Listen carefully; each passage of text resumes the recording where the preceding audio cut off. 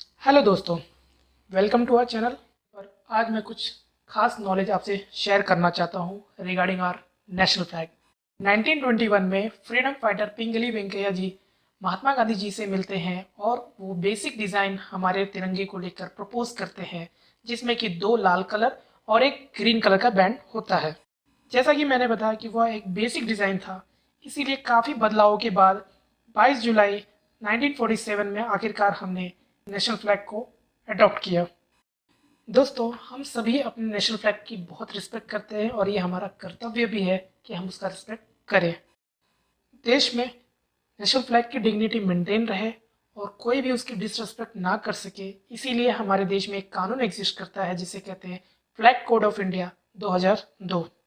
Flag code of India 2002 ये सुनिश्चित करता है कि dignity of our national flag is maintain every time.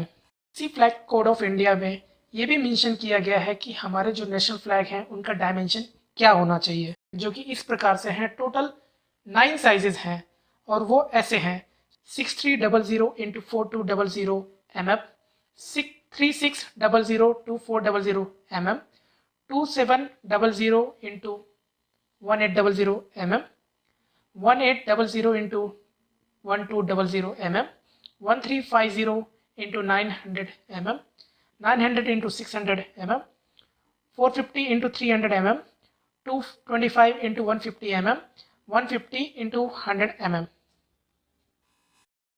जिसमें से 450 into 300 mm जो कि VVVIP फ्लाइट में इस्तेमाल किए जाते हैं, 225 into 150 mm कार्स में इस्तेमाल किए जाते हैं और 150 into 100 mm ये टेबल फ्लैग में इस्तेमाल किए जाते हैं।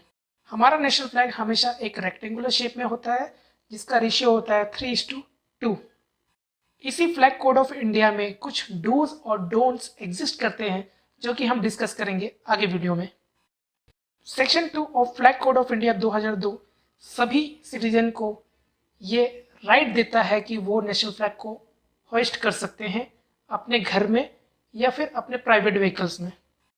बट हमें कुछ चीज़ों का बहुत ही ध्यान रखना है जब भी हम नेशनल फ्लैग को होइस्ट करते हैं। दोस्तों, हम बात करेंगे इसके डूज एंड डोंट्स की, जो कि फ्लैग कोड ऑफ इंडिया में मेंशन किया गया है। तो पहले हम बात करेंगे डूज की, जिसमें से पहला पॉइंट ये है कि तिरंगे का एक स्टैंडर्ड साइज होना चाहिए, जो साइज मेंशन किए गए हैं, और should be distinctly placed and occupy the position of honour. मतलब कि कभी भी हम तिरंगे को किसी से छुपा के नहीं रख सकते, वो अलग से दिखना चाहिए, साथ ही साथ उसका पोजीशन एक ऑनर का होना चाहिए। दूसरा पॉइंट हम ये डिस्कस करेंगे कि जब भी हम कहीं पे भी तिरंगे को लहराते हैं तो हमें ये चीज़ का ध्यान देना है कि उसका सैफ्रॉन कलर हमेशा ऊपर की ओर होना चाहिए और ग्रीन कलर नीचे की ओर। नेक्स्ट पॉइंट ये है कि जब भी हम किसी भी इवेंट में स्पीकर के साथ नेशनल फ्लैग को डिस्प्ले करते हैं तो नेशनल फ्लैग हमेशा जो है स्पीकर के राइट साइड में होना चाहिए। अगर हम नेशनल फ्लैग को अपने कार में लगाना चाहते हैं तो हमेशा इस बात का ध्यान देना है कि वो हमेशा आपके कार के फ्रंट के राइट साइड में होगा या तो वो मिडल में होगा, और हमेशा इस बात का ध्यान देना है कि सैफ्रॉन कलर ऊपर रहेगा और ग्रीन कलर नीचे रहेगा। यदि परेड में नेशनल फ्लैग का इस्तेमाल किया जाता है तो वो हमेशा फ्रंट में होता है, जो कि मिडिल पर्सन कैरी करता है, या तो वो फ्रंट में राइट मार्कर के पास होता है ऑलवेज।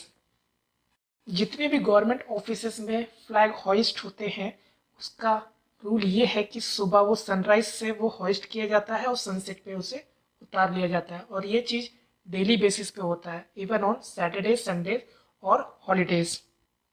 अगर किसी हेड ऑफ स्टेट की डेथ हो जाती है तो उस समय फ्लैग को हाफ मास्ट किया जाता है शोक के दौरान, लेकिन इस बात का खास ध्यान देना होता है कि वो दिन इंडिपेंडेंस डे या रिपब्लिक डे नहीं होना चाहिए। दोस्तों, अब हम बात करेंगे डोंट्स की, जो कि फ्लैग कोड ऑफ इंडिया 2002 में मेंशन है। हमारा पहला पॉइंट यह है कि हम ट्राई कलर को एक कपड़े के रूप में इस्तेमाल नहीं कर सकते हैं, और यदि किसी भी कपड़े में नेशनल फ्लैग बना है तो कोशिश ये करना है कि वो नेशनल फ्लैग कमर के नीचे नहीं होना चाहिए। कानून यह भी कहता है कि हम तिरंगे को अपने शरीर पर लपेट के घूम नहीं सकते हैं, जो कि आपने कई बार देखा होगा, जो कि गलत है। किसी भी गवर्नमेंट ऑफिस में सनसेट के बाद तिरंगे को नहीं लहराया जा सकता। तिरंगे को लहराने के समय ये भी ध्यान दिया जाता है कि हमारे तिरंगे के ऊपर कोई और फ्लैग नहीं लहरा सकता, चाहे वो किसी भी कंट्री का हो या किसी भी रिलीजन का हो। हमारे तिरंगे की पोजीशन उससे नीचे नहीं हो सकती। यदि हमारा तिरंगा फट गया है या डैमेज हो गया है या फिर गंदा हो गया है तो उसको भी लहराना कानून के हिसाब से गलत है। अगर हम तिरंगे की किसी भी प्रकार से डिसरिस्पेक्ट करते हैं तो हमें prevention of insult of national honour act 1971 के तहत सज़ा हो सकती है। दोस्तों, अब हम आपको कुछ ऐसे पब्लिक फिगर्स के बारे में बताएंगे जो कि कंट्रोवर्सी में रहे हमारे नेशनल फ्लैग को डिसरिस्पेक्ट करने के वजह से, जिसमें पहला नाम हमारे महान बल्लेबाज सचिन तेंदुलकर जी का है, जो कि 2007 में एक वीडियो वायरल हुआ जिसमें देखा गया कि सचिन जी एक केक काट रहे हैं जिसपे कि तिरंगा छपा हुआ है। ये इस वजह से हुआ क्योंकि सचिन जी को शायद फ्लैग कोड ऑफ इंडिया के बारे में नहीं पता था। दूसरा एग्जाम्पल है मंदिरा बेदी जी का। उसी साल 2007 में जब वर्ल्ड कप वेस्ट इंडीज में हो रहा था, उस दौरान कमेंट्री बॉक्स में मंदिरा जी जो साड़ी पहनी थी उसमें इंडियन फ्लैग जो है घुटनों के नीचे दर्शा रहा था। इसके बाद मंदिरा जी काफ़ी कंट्रोवर्सी में रही और उन्हें मीडिया में आके माफ़ी भी मांगना पड़ा था। कुछ साल पहले एक और इंसिडेंट हुआ था जिसमें सानिया मिर्जा जी कंट्रोवर्सी में आ गई थी। इसमें एक फ़ोटो वायरल हुई थी जिसमें सानिया मिर्जा जी को देखा जा रहा था कि उन्होंने एक पैर फैला के एक टेबल पर रखा है और उसी टेबल के अपोजिट में हमारा तिरंगा फ्लैग भी लहरा रहा था।